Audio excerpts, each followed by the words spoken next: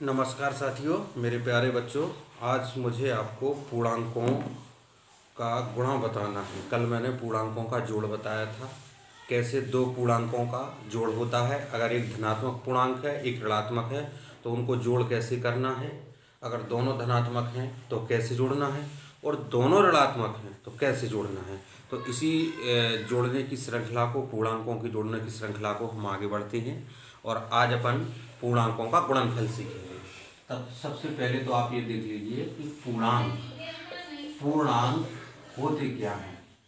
ये चीज़ बेटा बहुत अच्छे से समझ लो। आपने प्राकृतिक संख्या समझ ली ना, प्राकृतिक समझ ली, यानी धनात्मक संख्या समझ ली, ऋणात्मक संख्या समझ ली, शून्य को समझ लिया। बस अब इन तीनों को मिला दो तो ये हमारे पूर्णांक बन जाते हैं। कहने का मतलब देखो, पूर्णांक का मतलब होता है ये दो शब्दों से मिलकर बना है, पूर्ण प्लस अंक। पूर्ण प्लस अंक यानी पूरे अंक, पूरे अंक। आप बिल्कुल सरल भाषा में से समझ लो, पूरे अंक। पूरे अंक का मतलब हुआ आपका धनात्मक, ऋणात्मक, शून्य आदि। ये सारी चीजें जब मिलके पूर्णांक का निर्माण करती हैं, जिसे हम इंटेजर्स बोलते हैं इंग्लिश में।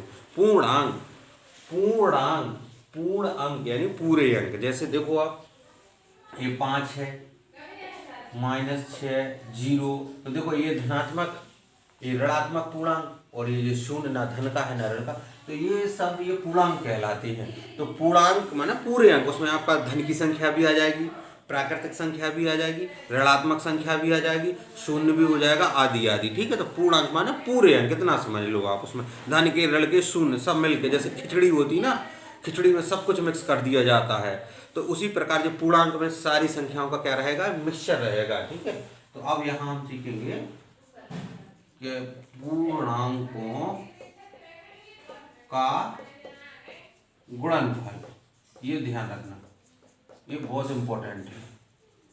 ये सबसे ज्यादा मिस्टेक इसमें होती है। हमें क्या सीखना है, पूर्णांकों का गुणनफल। देखो, सबसे पहली कंडीशन में देखेंगे हम दो धनात्मक पूर्णांक, दो धनात्मक पूर्णांकों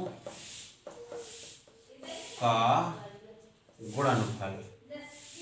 गुणनफल, दो धनात्मक पूर्णांकों का गुणनफल हमेशा धनात्मक होगा। ध्यान रखना, धनात्मक, हमेशा धनात्मक होगा। देखो कैसे, जैसे ये तो नॉर्मल चीज, जैसे कि 3 गुणे 5, 3 का गुणा 5 यानी 5 का गुणा हम इसमें कर रहे हैं। ठीक है, तो ये आप इतना आपको पता होना चाहिए। देखो, जिससे गुणा कर रहे हैं ये क्या कहलाता है, गुणक।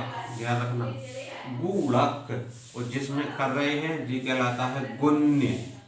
ठीक है, 5 3 कितने हो गए, 15 है। तो जितना जो उत्तर आता है ये कहलाता है गुणनफल। क्या कहलाता है, गुणनफल। तो देखो, ये J प्लस का पूर्णांक था, J प्लस का, दोनों धनात्मक पूर्णांक थे, तो दोनों का गुणा कितना है, 15। तो दो धनात्मक पूर्णांकों का गुणनफल भी धनात्मक ही आएगा। ठीक है, इतना ये आप ध्यान रखना कि गुणक, इसको गुणक बोलते हैं, इसको गुण्य बोलते हैं, और जो आता है वो गुणनफल कहलाता है। ये सवाल आते हैं उसमें। दूसरी कंडीशन हमारी बनती है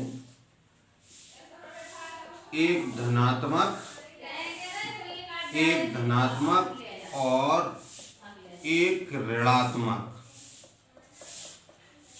एक धनात्मक और एक ऋणात्मक पूर्णांकों का गुणनफल। ये ध्यान रखना, यानी एक धन का होगा और एक ऋण का होगा। एक धन का पूर्णांक, एक ऋण का, तो उनका जो गुणनफल आएगा वो ऋण का आएगा। यानी कैसा आएगा, ऋणात्मक आएगा। कैसा आएगा, ऋणात्मक आएगा। ठीक है बेटा, देखो ऐसे समझ लो, जैसे ऋण के 6 गुणे 4। देखो, ये ऋण का पूर्णांक है, पूर्णांक माना वो अंक, संख्या।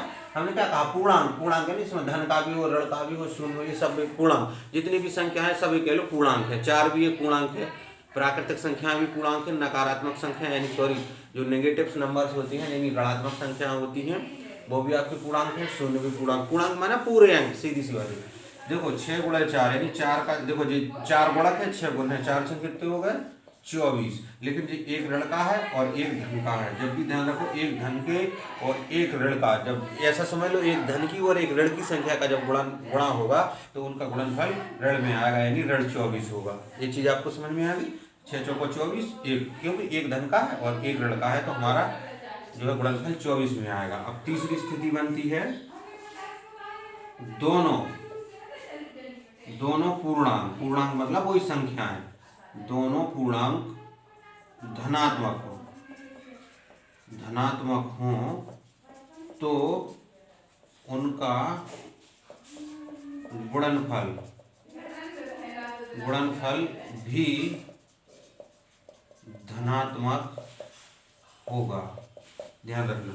देखो अगर दो पूर्णांक हैं, जैसे मान लो एक 3 का 3 गुणे 5, देखो दोनों धन के हैं, कितना होगा 15, तो ये क्या आ गया हमारा गुणनफल 15। ठीक है, दोनों धनात्मक हैं। अब इसी चीज को, दोनों पूर्णांक को धनात्मक की जगह हम क्या ले लें, ऋणात्मक। देखो मैं इसी को यहाँ करता हूँ, जैसे 3 गुणे 5 किया था तो ये ऋण का 3 ले लिया।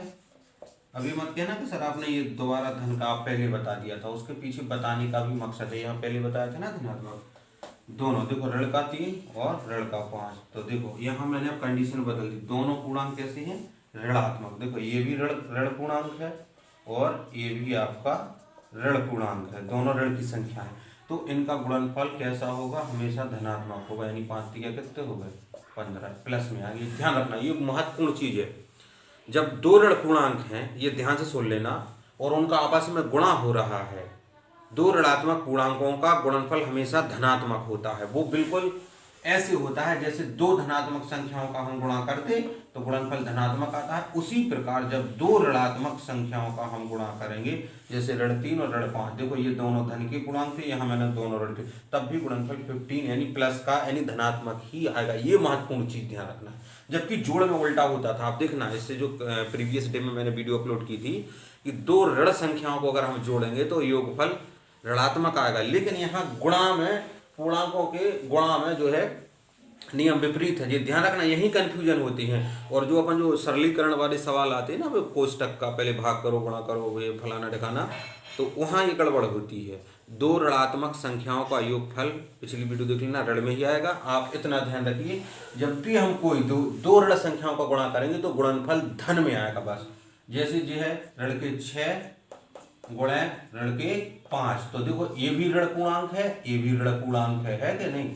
ये ऋण पूर्णांक माने संख्या, ऐसे समझ लो, पूर्णांक समझ में आया तो जे भी ऋण की संख्या है, जे भी ऋण की। वैसे अगर ये ऋण नहीं होता मान लो तो अपन क्या करते, 5 छक्का कितना करती है 30, तो ये भी जब दो ऋण संख्याओं का गुणनफल होगा तो जो गुणनफल आएगा वो धनात्मक में आएगा। ठीक है, ये कंडीशन ध्यान रखना, बहुत महत्वपूर्ण है। जब भी दो ऋणात्मक संख्याएं होंगी और उनका गुणनफल हो रहा होगा तो गुणनफल धन में आएगा। ये पूर्णांकों का नियम है कि जब पूर्णांकों पर, यानी जब दो पूर्णांकों का हम ऋणात्मक पूर्णांकों को गुणा करेंगे तो उनका गुणनफल जो है धनात्मक आएगा। ठीक है नीची, ये तो आपको पता ही है कि जब दो धनात्मक हैं तो उनका तो धना नहीं है, गुणापन करते हैं कि 12 5 60 हुआ है। अगर एक ऋण की है और एक धन की है तो ऋण में आएगा। जैसे ऋण 6 गुणे 5, 6 5 30, लेकिन देखो ये प्लस का पूर्णांक है यानी धन की संख्या है, ऋण की है, तो यानी गुणनफल कितने में आएगा, ऋण का। कोई एक धन की है एक ऋण की है, अगर उनका गुणा करेंगे तो गुणनफल आएगा ऋण में। अगर दोनों ऋणात्मक हैं, बार बार सोच ली, दोनों ऋण की हैं, तो अगर उनका गुणा कर रहा है तो वो धन में तब्दील हो जाएगी, यानी उसका गुणनफल धनात्मक होगा। ये आप जब उसमें सरलीकरण, व्यंजकों का सरलीकरण करेंगे ना, तब उसमें आएगा बेटा ये। तो इस चीज को ध्यान रखना, ये विशेष ऑपरेशन है। इसमें अधिकतर बच्चे क्या करती हैं, मैं खुद जो गलतियां करता था, जैसे 6 5 30 को माइनस ठोक दिया, नहीं, हमें बस इतना ध्यान रखना है कि जब दोनों संख्याएं ऋणात्मक हैं तो उनका गुणनफल कितना होगा, धनात्मक आएगा। गुणा आप करना जानते हैं, ये गुणा का मैंने बताना उचित नहीं है, आप जानते हो, नहीं भी जो बच्चे हैं, ये मेन छोटी छोटी चीज़ें हैं। मैं वादा इस चीज़ का कर रहा हूँ बेटा, आपको ये बहुत छोटी छोटी चीज़ें लग रही हैं कि सर क्या ये छोटी छोटी चीज़ें, 20 क्वेश्चन आते हैं मैथ के। अगर आपके ये फंडे क्लियर हैं, एक भी क्वेश्चन गलत नहीं होगा। इनकी ज़रूरत परिमाप में पड़ेगी, लाभ हानि में पड़ेगी, मैं बताऊंगा आगे। तो अभी आप आज के लिए आप इतना ही ध्यान रखिए कि आज हमने आपको बताया पूर्णांकों का गुणनफल। पूर्णांकों का हमने क्या बताया? गुणनफल। गुणनफल में हमने 3 तरीके से बताया कि अगर 2 धन की संख्याएं हैं, ठीक है, तो उनका गुणनफल भी धनात्मक होगा। जैसे देखो 3 × 5 5 3 15, तो देखो ये भी धन की है, ये भी धन की है, और गुणनफल हमें गुणा तो बताया गया लेकिन उसका कंसेप्ट नहीं बताया गया। जैसे कि 2 अंक का गुणा करो, 3 का करो, हम जानते हैं, लेकिन ये नहीं बताया कि जब 2 संख्याएं गुणा के रूप में हो तो उनका गुणनफल भी धनात्मक आएगा अगर दोनों धन की है। ये नहीं बताया जाता है। तो इस तरफ की जो राइट तरफ की होती है इसे गुणक कहती है, जिसमें गुणा किया जाता है वो गुण्य कहलाता है, ठीक है। क्योंकि ये जब प्रश्न बनते हैं तो बच्चे कंफ्यूज हो जाते हैं। यहीं पर अगर थोड़ा सा, मैं ये नहीं कह रहा हूँ टीचर लोगों को आता नहीं, आता है, थोड़ा सा समय खपाना पड़ता है बच्चों के साथ, इस चीज़ का ध्यान रखिए। अगर उन्हें ये बताया जाए कि बेटा ये गुणक है जिसका गुणा किया जा रहा है, जैसे जिसका हम भाग देते थे तो उसको क्या कहते थे? भाजक, और जिसमें भाग देते थे तो उसको क्या कहते थे? भाज्य। बिल्कुल वही चीज़ यहाँ है कि देखो 5 से गुणा 3 हो रहा तो ये हो गया गुणक, और किस में दे रहे गुणा? 3 में। 3 में गुणा करा तो ये हो गया गुण्य। गुण्य ये आधा अणा और या गा में छुटा को गु, आधो अणा और यहाँ गुण्य, और जितना उत्तर आता है वो गुणनफल कहलाता है, ठीक है। जैसे अपन कहते हैं कि एक गुणा कर भी तो आपको गुणनफल। तो जब 2 धनात्मक संख्याओं का गुणा करेंगे तो धनात्मक आएगा। जब एक धनात्मक और एक ऋणात्मक पूर्णांक, देखो बच्चे ध्यान से, ये यहाँ एक धनात्मक और एक ऋणात्मक पूर्णांकों का गुणनफल करेंगे तो गुणनफल काय में आएगा? ऋणात्मक आएगा। देखो जैसे ऋण 6 गुणा धन के 4 हैं, तो 6 चौको कितने हो गए? 24 या 4 छंग 24, तो देखो ये ऋण का 24 आया, ठीक। और एक आखिरी महत्वपूर्ण चीज जो मैंने आपको बताई कि जब 2 जो पूर्णांक हैं वो कैसे हो? ऋणात्मक हो। मैंने यहाँ उदाहरण से भी बताया था कि जब 2 ऋणात्मक पूर्णांकों का हम गुणनफल करेंगे तो वो हमेशा काय में आएगा? प्लस में आएगा, ठीक है। ये चीज को हमें ध्यान रखना है। ऋण यहाँ ऐसे समझ लो कि ऋण गुणे ऋण बराबर प्लस, यानी 2 ऋणात्मक संख्याओं का जब हम गुणा करेंगे तो हमारा गुणनफल धन में आएगा। तो बच्चों ये एक छोटा सा कंसेप्ट है, धीरे धीरे इसमें चलेंगे, और आशा करते हैं कि ये वीडियो आपको अच्छी लगी होगी, पसंद आई होगी। अगर वीडियो अच्छी लगी है तो वीडियो को लाइक करना, और चैनल को जिन्होंने सब्सक्राइब कर लिया है उनका हृदय से धन्यवाद। जिन्होंने अभी तक नहीं किया है तो इसको सब्सक्राइब कर लेना। और आपसे मेरी एक विशेष गुजारिश है, शायद हो सकता है जो मेरे नए व्यूअर्स हैं जो वीडियो को देख रहे हैं उन्हें ये थोड़ा सा, मैं नहीं कह रहा उन्हें नहीं आता हूँ कि वो इतना छोटी चीज़, अगर नहीं भी आता हो तो उन्हें आज क्लियर हो गया होगा कि ऋणात्मक संख्या, क्योंकि कंपटीशन में यही मिस्टेक होती है, अरे हमें तो माइनस लगाना था इसमें प्लस हो गया, क्योंकि ये हमारा फंडा क्लियर नहीं होता है। तो आपसे मेरी गुजारिश है कि इस वीडियो को ज़्यादा से ज़्यादा शेयर करें, उन बच्चों तक पहुँचाएं जो नवोदय की तैयारी कर रहे हैं या किसी कम्पिटिटिव एग्जाम की तैयारी कर रहे हैं, जिनका बेसिक, जिन्हें लगता है कि हमें हायर लेवल तो आता है लेकिन लोअर लेवल नहीं आता, हमारा बेसिक क्लियर नहीं है, तो उन तक पहुंचा दें। अपने परिवार के बीच, अपने मित्रों के बीच बैठकर इस वीडियो को ज़रूर देखें, जिससे कि उन्हें बिल्कुल एक छोटे स्तर से लगे कि हाँ, क्योंकि मैंने भी एक छोटे स्तर से पढ़ाई की है। तो उम्मीद और भरोसा है कि आप इस वीडियो को ज़्यादा से ज़्यादा शेयर करेंगे। पुनः आप सभी का वीडियो को देखने के लिए बहुत बहुत धन्यवाद।